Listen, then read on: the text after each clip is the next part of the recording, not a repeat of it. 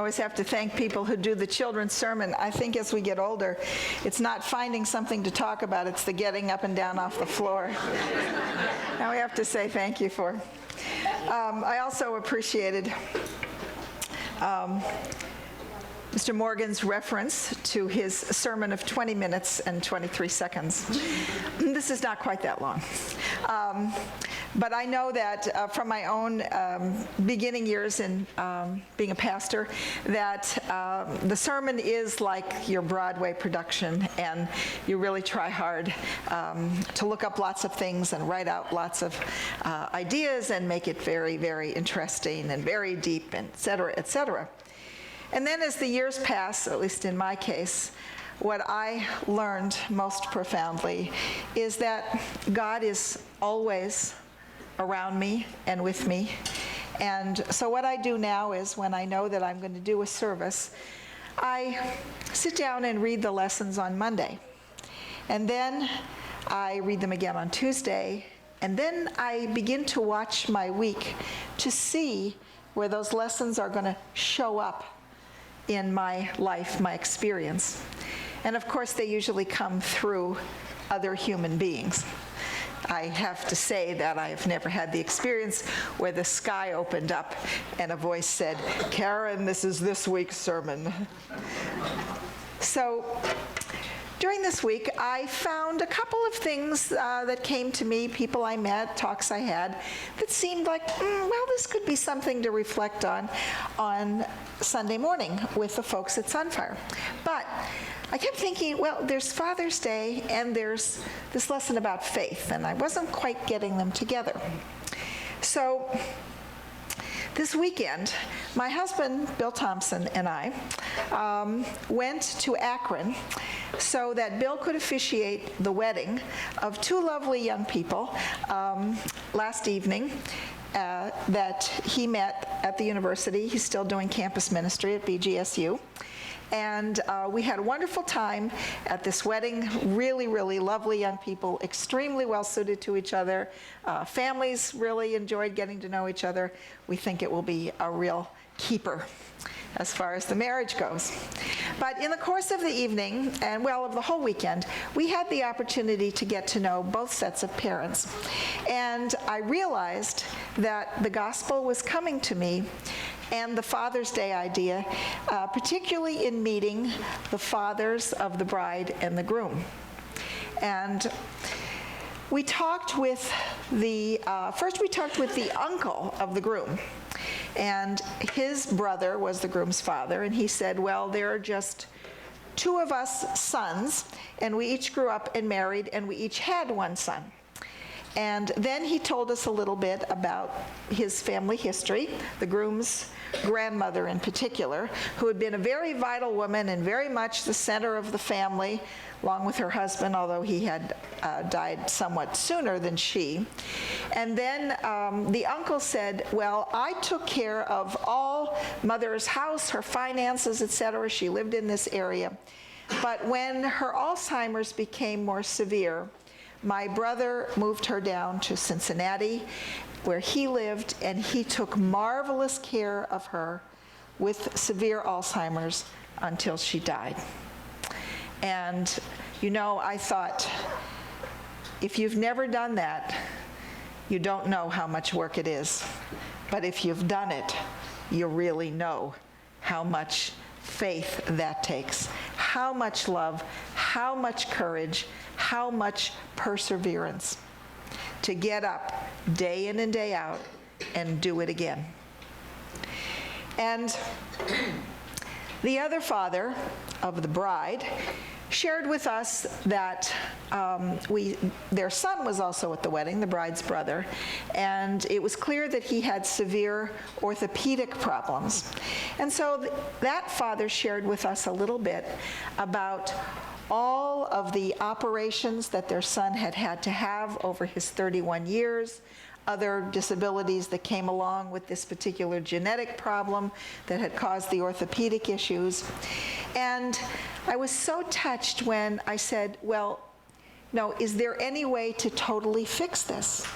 And he said, no, you just keep doing the next thing to prevent it from getting worse and hopefully extending his lifespan. And again, I thought of this idea. You get up every day, you meet what's in that day, you do the best you can, but you're never sure how it's going to turn out, how long that son will live, what will happen. Just like the other father didn't know how long the mother would live with Alzheimer's and all that might come to pass in caring for her. Now, these two fathers and their wives had great hope for this son and daughter who were married, and lovely, lovely, warm, caring, compassionate, creative, funny people. They were each very proud of their children, and each with a real sense like, we got a good one, we did a good job, this is going to be a good marriage. So that made me think not only about the devotion of fathers in different ways, but it also made me think about two important definitions of faith for me. You know, faith is one of those abstract words, isn't it? Do you ever wish that God had a column in the newspaper like Dear Abby? And you could just write and say, Dear God, faith is just, it's only 5 letters, but it's just so abstract. What does this really mean? What do I do with this in my everyday life? Well, for me, faith is two very important things. First of all, it's practicing trust. Now, I really feel sad when someone says to me, well, someone told me that my life would be better if I just had more faith. And I think to myself, where is this giant cookie jar? Where is this oil refinery-sized container that holds just super amounts of faith? Do we just go there and turn the little tap and we get more? And this is important because I think a lot of times we put ourselves down. I think, well, I'm just not good enough. You know, my life would have worked out better if I had more faith. Like it's something you can fill up your jar and go around all day. I like the idea, and you may have heard this before, that more than being a noun, faith is a verb. Remember that from English class? A noun is a person, place, or thing, but a verb is an action word, okay? This is a stand. That's a noun. But I am standing. That's a verb. So I think of faith as trusting. And I've discovered that I'm not always very good at trusting. And that in fact, I can only trust from moment to moment.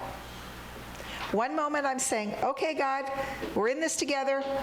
I can do this. 3 seconds later, I can be thinking, I'm really scared. I'm not sure I can do this. So I've discovered that I don't have to carry on my back a giant faith jar that just makes me very tired. What I do have to do is keep saying yes to God moment by moment. Get up in the morning, get dressed, eat your breakfast, get in the car, go to work. It's just the moment by moment of our everyday lives when we can either say, I'm scared, oh, I don't think God's really there, oh, I just can't do this, oh, life is too hard, I'm just quitting. You know, that classic little kid who says, I don't want to go to school today, and pulls the covers up over his head and thinks because he's covered himself up, no one else knows he's there. And his mother won't come and say anything, like you have to go to school. So we all, you know, when we're honest, let's admit we all have that feeling sometimes, right? You just say, I want to quit. Many years ago, there was a famous Broadway play called Stop the World, I Want to Get Off. Same idea. So I've discovered that for me, trust is a verb. Okay, I'm trusting this moment. Now I'm going to step in the next moment and try to trust. And that's how I keep going. Now, you may be one of those people who's blessed to not have a personality that thinks far ahead and anticipates things and worries about things. I happen to be a person who was blessed with that kind of personality. So I have to really work at this faith thing. I have to really work at this trust. The other thing that I think faith is having a vision. It's hard when you look at a mustard seed, practically need a microscope to see it, to imagine this big bush where the birds can build their nest. And many times in life, we're not very good at having vision. We just don't know what might be possible. We don't know how to dream dreams and maybe see a larger picture. That was what was so delightful about these parents at the wedding. They just felt so positive that their children would have a good start. And I think it's because of the way they raised the children, partly, but just this great sense of positive energy. And I've discovered that one thing that absolutely kills our ability to have any kind of vision is when we are very negative. And often we're very negative because we're very scared. We're scared of life. We're scared of trying new things. We're scared of what other people will say about us if we try something new. And so we just kind of start, instead of being like, I'm a child of God. What's possible today? We go, till we're just curled up in a little psychic ball. And remember, that was Luther's definition of sin. He said, we're created to be like this, open to God. But what happens is we curl up in these little fetal position balls because we're scared. What if you really fell into the hands of the living God and God created something new in you? Could you handle that? Wow, that's a powerful invitation. So, in order to have vision, we also have to start this trusting process and be open to dreaming and be open to what might be possible.